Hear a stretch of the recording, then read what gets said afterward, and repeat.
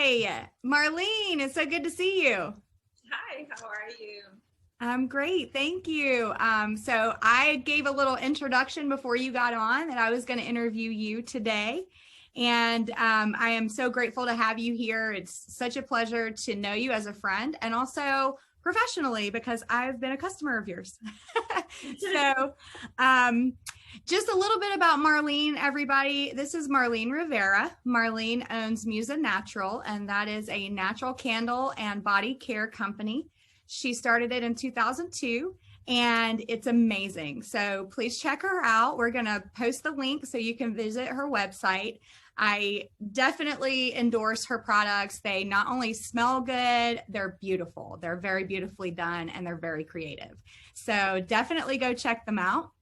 And Marlene, I'm going to jump right into our questions for you today. Okay. Okay. Great. So why don't you tell us what inspired you to get started with your business? I started, actually, I was walking through Burlington and found this Egyptian candle. And I took it home and I was like, I wonder how candles are made. And I found a kit in Joanne Fabrics. This is when I was pregnant with my now almost 18-year-old. And I just started playing around with it because I really didn't have anything else to do at the time. Awesome. So it just like inspired you kind of walking through the store.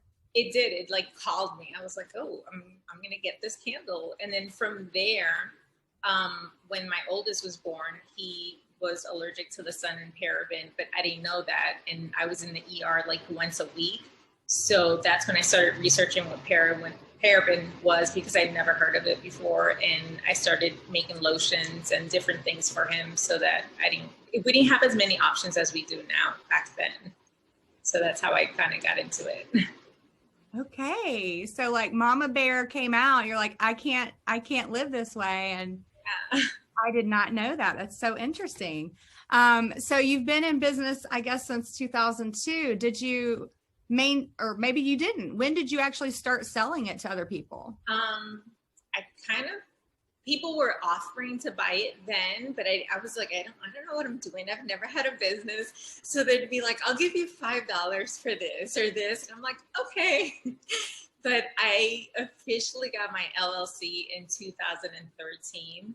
So I feel like that was like my official. Okay. Great. So this is now you're going into year 8, Yes. which is a long time. We know most small businesses do not make it that long. Yes. So congratulations. It's been a struggle. Yeah, it always is, right? I mean, every day is a challenge, but getting to 8 years is definitely an accomplishment. So congratulations for that. What has been your biggest challenge in your business? My biggest challenge, I guess, is more personal because it's been consistency and just the self-doubt. And I felt like I wasn't living authentically to who I am because I was always being told, you're not white enough, or you're not black enough, or you're not this, or you're not that. So I'm Puerto Rican. So we have a mixture. We have African, Taino, Indian, European, and Spain. So all that makes up Puerto Rican. So I feel like I was always being told I'm not this, I'm not that, whether it was by Puerto Ricans or just different people.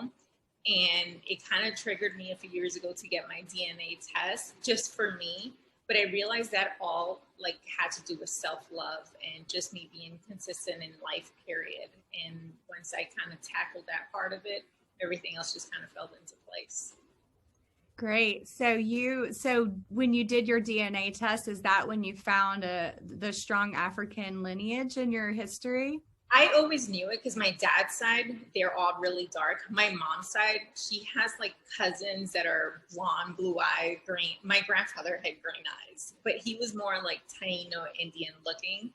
But my dad's side, they're all like, they look like they're African. Like you can see the mixture there in Puerto Rico a lot with them. Okay. Okay. So you always knew that you had a strong African heritage.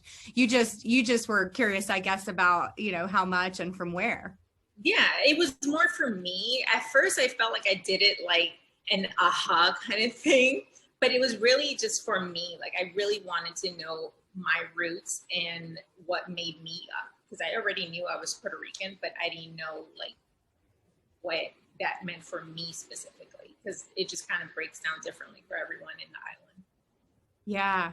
I don't understand personally. I have other Puerto Rican friends and I've heard similar things from them. So that, I think it's so interesting that you highlight this personal struggle as what really was a major struggle in your business. And I think many people say business is not personal, but it really is personal.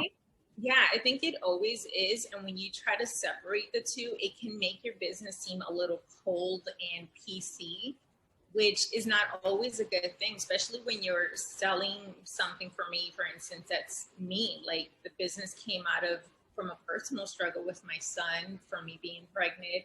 It's me, it's my personality, it's who I am. So I think that was a major breakthrough for me to kind of get to know me, and now start like kind of putting it behind the business and my personality behind it, instead of hiding the whole time. Wonderful.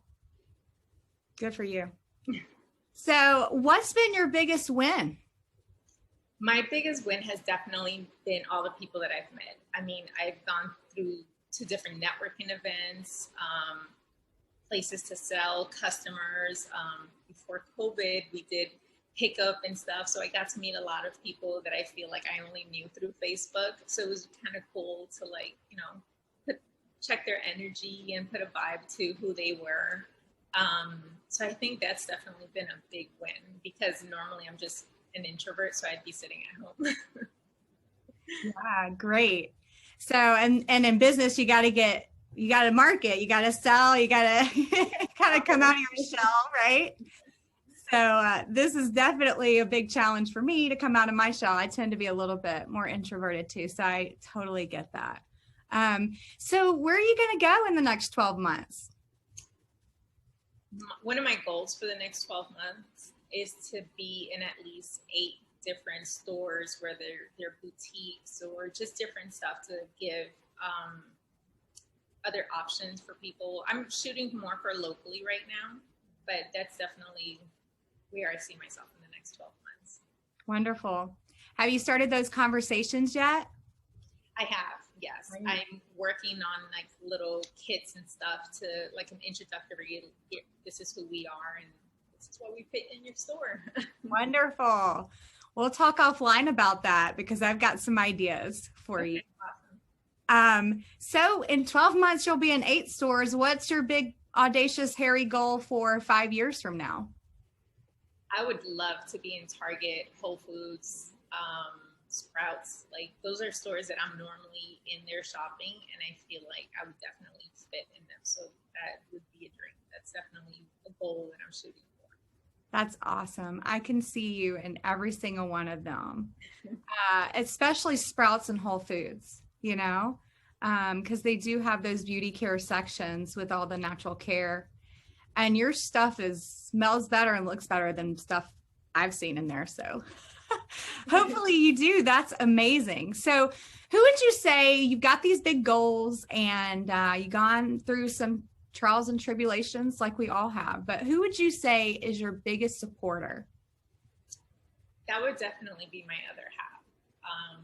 He's been the consistency that I feel like I needed, and he's been so patient while I used to struggle a lot with depression and anxiety, and he's been so patient and listening to all kinds of podcasts and, here, try this, or go talk to the doctor. Like, he's just really been motivating and pushing me to just reach my goals, knowing that I needed to tackle that consistency part.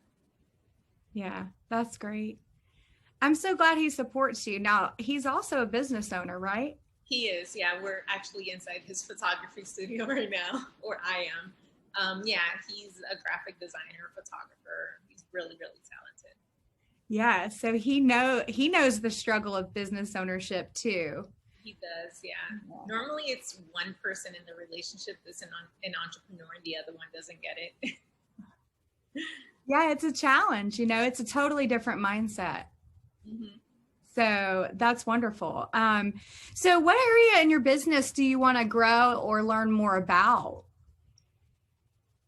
I want to learn, and this is probably just for me, like the accounting part of it, just so that I can organize it better. So it's not such a mess at the end of the year. Here you go. Yeah. Like, I just want to be able to like strategically do it throughout the year, as opposed to crap, it's the end of the year, I gotta hurry up. That's very common. I can say that because I see a lot of businesses on the inside. So it's very common. And definitely even for me, I am still learning about the financial reports and predicting and managing your cash flow. And so yes, that is one of my areas that I'm working on too. I don't think you can ever be too good at that part of your business, you know? I just want to learn enough so that it can flow better. Someone else can take that task on. I just want to learn so that it's, for me, it's consistent. Yes, yes. Are you using a bookkeeper at all, or you're doing the books through the year?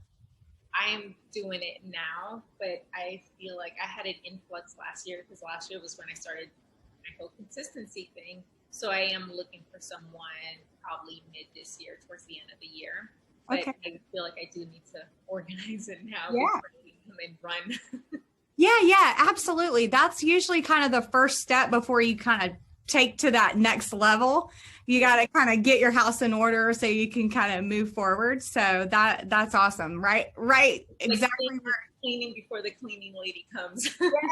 Yes, exactly. And also you want to know, because that's a very important part of your business, and you need to understand it enough to where you feel comfortable with that person and you can trust them and you're not scared to ask questions or, right. oh yeah, good for you. So what area of your business would you say that you like really excel at, or is kind of your expertise? I would say, I mean, candles. I've been doing them, soy candles specifically. I've been doing them for so long, I can do it blindfolded. But when it comes, I have so many like new product ideas and formulas that I've worked on. Like, that is my favorite, but I haven't pushed them out yet, because I'm always like, okay, the packaging has to be the way I like it. The packaging has to fit. So I feel like coming up with new formulas, that's like where I excel. Yeah, the creative Yeah. art. Yeah, great. So what would be a success tip that you would give to someone, either they're starting their business or they have a dream to start a business? What would you tell them? I would say, and this is probably what I tell everyone, don't start a business because you saw someone succeed in it. Copy paste doesn't work for everyone, because when you are in the trenches and it's 2 a.m. and you have a deadline, you're going to hate it. And it should definitely, there should be some passion behind it, not just, hey, I see that she's succeeding in that, let me go do the same thing. And then you're not really passionate about the research or learning what you need to learn, the laws, all that. So I definitely feel like there has to be passion behind whatever it is that they try to turn into a business. Yes, that is great advice. And I couldn't agree more. It's obvious that you have a lot of passion for your business. I am so excited to see how much you grow this year and to talk more about your plans. And any time that you want to talk to us about that, you give us a call. We're here for you. And we are so grateful just to have you here today and for you to basically start this off for us. I'm just very humbled and grateful for that. And we wish you all the best with your business. Hey guys, don't forget, make sure you go follow her link to her website and try her out. She's got some great products. I've given them to friends as gifts. I've used them for myself. I will continue to use them, although I do need to practice more self-care. So maybe she'll be staying on top of me to make sure I do that. All right, guys. Thanks, Marlene. Thank you. Happy Friday. Same to you. Thank you. Bye-bye.